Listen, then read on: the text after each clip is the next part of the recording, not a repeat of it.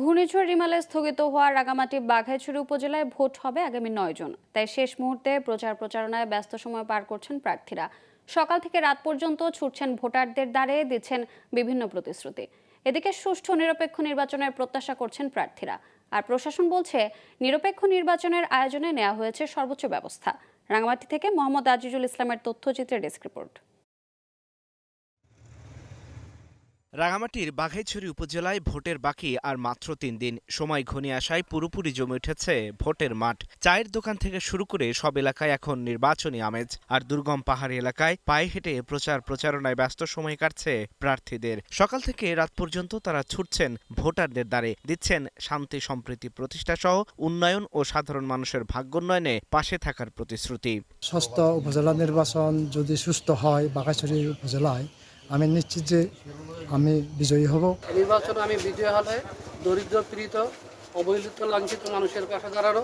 বাঘাইছড়িবাসী আপামর পাহাড়ি বাঙালি জনসাধারণের প্রতি আমার আকুল আবেদন, আমার ফুটবল মার্কায় ভোট দিয়ে আমাকে 9 তারিখে 9 জুন আমাকে জয়যুক্ত করবেন।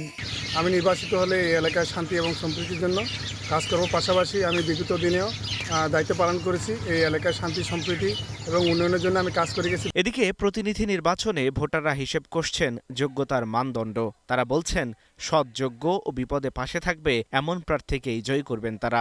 সৎ এবং জনদরদী চেয়ারম্যান চাই। মানে আমরা সুবিধা অসুবিধা যারা সবসময় পাশে পাবো তাকেই ভোট দেবো। শান্তিপূর্ণভাবে যাতে আমরা এলাকায় বসবাস করতে পারি, কোনো ঝামেলা না হয়, সাম্প্রদায়িক সম্প্রীতি যাতে আমাদের থাকে, অটল থাকে, এমন নেতাই নির্বাচিত করতে হবে।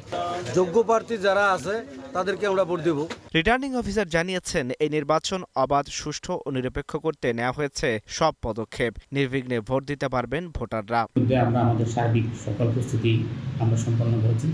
17 প্লাটুন বিজিবি মোতায়েন করার কথা রয়েছে।